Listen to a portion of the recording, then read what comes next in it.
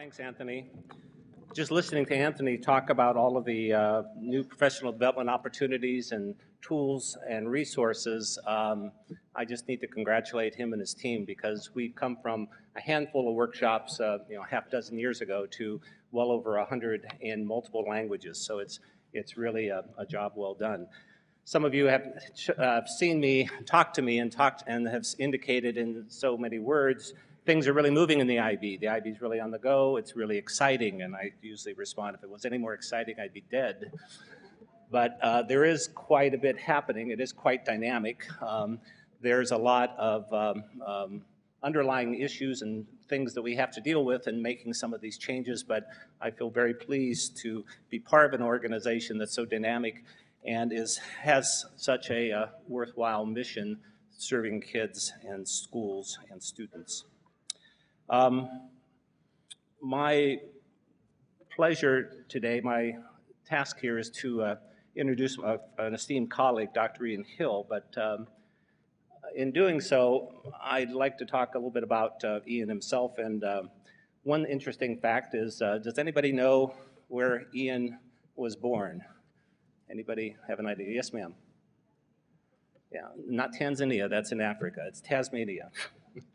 But yes, Tasmania. Anybody know what the capital of Tasmania is? No, not you, Ian. No, it's Hobart. And some interesting facts about Tasmania. You know what their bird is, their national bird? The yellow wattle bird. And I'll bet you know what their animal is. What's their animal? Tasmanian Devil. Everybody knows that. Nobody knows about what the capital is, but everybody knows about the Tasmanian Devil. Tasmania is reported to have the cleanest air in the world, and its rainwater is so pure that it's being shipped to the athletes at the Olympic Village in London. So there's a little known fact that you can impress your friends with. It is also, it has the largest lavender farm in the world. Another interesting fact for a dinner conversation. As actors Simon Baker and Rachel Taylor come from there. And the World Championship wood chopper, David Foster, is from there. So, Paul, for the keynote next year, we might think about getting David in here. No, I'd like to talk a little bit about Ian and about the award. First of all, about the award that we're about to present here. It's called the Inspiration Award, and let me just read a little bit about what it is. Education is by its nature a collaborative endeavor, and we are often inspired by what we learn from other educators. This seems particularly true in the IB world, with its tradition of sharing, and through the enormous generosity that IB practitioners have shown each other over the year. Often these acts are unseen and unsung, but they animate the educational profession and represent the essence of the IB spirit. To honor this tradition, the IB Americas has instituted the annual Inspiration Award. Inspiration can come about from an individual, an act of courage, generosity, or innovation from an ongoing example of personal or institutional excellence, or from a lifetime of IB service. So it's quite appropriate that we are honoring Dr. Ian Hill with this today.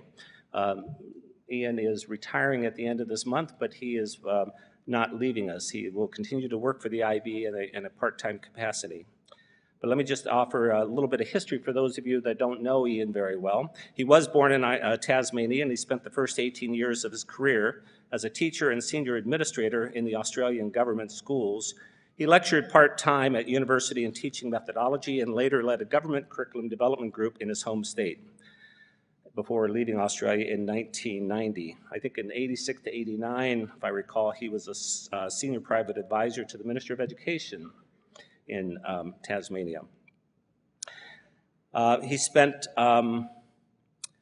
He represented the Australian Council of Ministers on the International Baccalaureate organization. So back then, the Council Foundation consisted of different government entities and people that would sit there, and so that's how he got introduced to the IBO.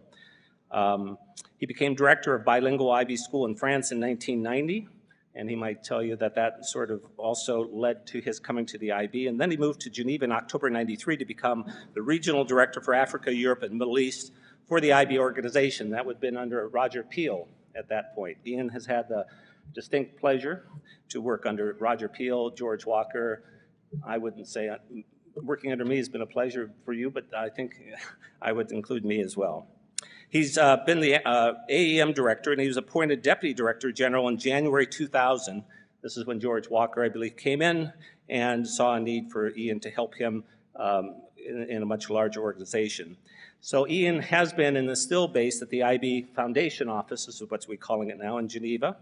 He's published numerous papers and books and chapters on international education, and he co-authored with Jay Matthews of the Washington Post Super Test, How the International Baccalaureate Can Strengthen Our Schools. This was done in 2005. And in 2010, also a collection of his articles on the history of the IB was published in one book under the title, The International Baccalaureate Pioneering in Education. So Ian is coming up on almost 20 years with the IB since he joined in 1993. He's been one of those stalwarts of the IB organization. He's very ethical, he's very wise. He sort of epitomizes and embodies the IB spirit and probably understands better than anyone in this room the DNA of our programs and how that they really work, which is difficult to achieve and is one of the reasons that he has published so much. He's widely respected within the internal IB organization, across the organization, and since I've been Director General, he has helped me immensely in some of the many organizational changes that we have put into place, willingly changing his role several times under my tenure to help do the things that were necessary to put the mechanisms, the structures, and some of the improvements in place. So with that, I'd like to ask you to join me in congratulating Dr. Ian Hill, winner of this year's Inspiration Award. Ian?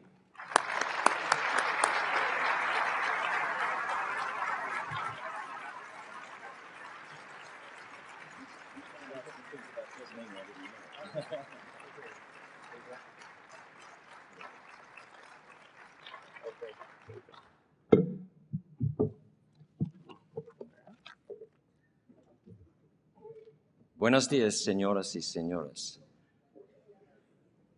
Le agradezco mucho a Jeff para sus palabras.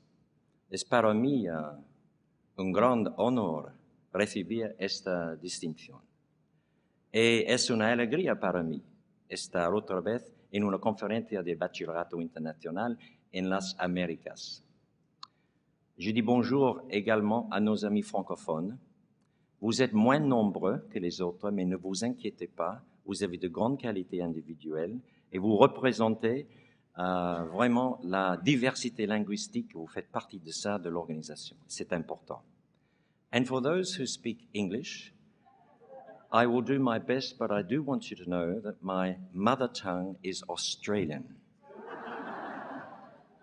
I was really wondering what I should say to you this morning with a few quick remarks, and I thought of a number of things, but I won't tell you what they were. I'll just go to what I finally thought I would say to you.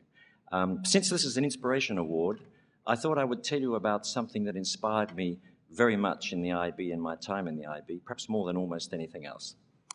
And it occurred in Africa. It occurred in Nairobi, in Kenya, better known for its safaris, of course, and animal parks. And I was visiting an African IB school there some years ago now. And the school was showing me some of its CAS activities. And the IB coordinator said, you know, we'd like you to come this evening and see one of the activities that we're doing. It's at nighttime. So I said, I'd love to come and have a look. So he said, we have an activity that we do with a school for the blind, which is not far from our school, and they're coming over this evening. And I said, what is it that you're doing? He said, it will be a surprise. So I went to the school that evening, and he took me down to a large playing field with goalposts on either end. And it was very dark. There was absolutely no moonlight. It was overcast. And I could sort of distinguish, there were no lights on the field, of course, and after all, it was Africa. The lights don't work anyway. And so he said, here are two teams. There's a team of the blind students from the school and our team of IB students, and they're going to play football. I'll translate that. I told you I speak Australian. In Australia, football means soccer in this instance. And so where you just have to kick with your feet. You can't touch the ball. So I was down on the sidelines with the teacher, and he said, you'll see what happens. And I said, well, I can't see anything. It's very dark. He said, but you'll hear it. And they started the match. It was pitch black, I'm telling you. And as they started, you could hear people bumping into each other, and you could hear people saying, "Over here," and they'd call their name, "Dribble it to me quickly," and so on and so on. And then you would hear some whoops of joy when there was a goal scored. And the IB coordinator said to me, "I'm telling you what's really happening out there." He said, "It's the IB students that are calling out because the blind students don't make any noise. They're very smart. They sort of know where each other is. They have an extra sensitivity and they don't run into each other." He said, "It's the IB students that have the problem." And when the match finished, the IB students won 10 goals to 2. We went back to the school and they were having something to eat and drink. And I started talking with a few of the blind students and I said, "Do you usually win every match?" And they said, "Well, we have lately." And they said, "If we tell you a secret, will you promise not to tell the IB students?" I said, "Okay, tell me." So they said, when we started playing this game, we thought we would put dried peas into the tube of the ball so that it would run around. You could actually hear it rattle, you see, so they could tell where the ball is. And they said it worked, and it worked for quite a while. And then we got smart, and we said, we could actually take out more of those dried peas until only we can actually hear, because we have better hearing than they do. And then we'd be able to really sort of move ahead and win. And so they did that. And so he said, one of the students talking to me from the blind school said, "We actually did that, and so we're winning quite a few games," and they had big grins on their faces. I then went over to the IB coordinator and I said, "So do your students like playing this game?" And he said, "Yes, they do." I said, "Do you think they're letting them win?" And he said, No, they're not patronizing at all. He said, "In fact, I don't understand it. They used to win more games, but now they're not winning so many." Then I started to smile. And I think it's a wonderful example of compassion, which is part of our mission statement. And it was a great inspiration for me to see that happen in the school in Africa. It's something that could happen in any school. And I'd just like to leave you with that thought of thinking about giving people who have, in this case, a physical handicap or who are underprivileged in some way, giving them value as individual human beings, making them feel that they're valued as human beings, and turning their handicap into an advantage. Because the blind students actually said to me, one of the more senior ones who was quite serious with me afterwards, he said, "You don't realize, perhaps," he said, "but this is the only time in our lives we were on an equal footing with those people who do not have our handicap, and this is a great moment for us." So I think that's what fundamentally the IB is all about. And I think it's an organization that has the noblest of missions, and I'm sure it will go on to continue with great things as it moves ahead in its future. And I leave you just with this one thought, and that is that the educational and the academic rigor of the IB is very important. Of course it is. But its humanitarian values are everything, and long may they continue. Thank you very much.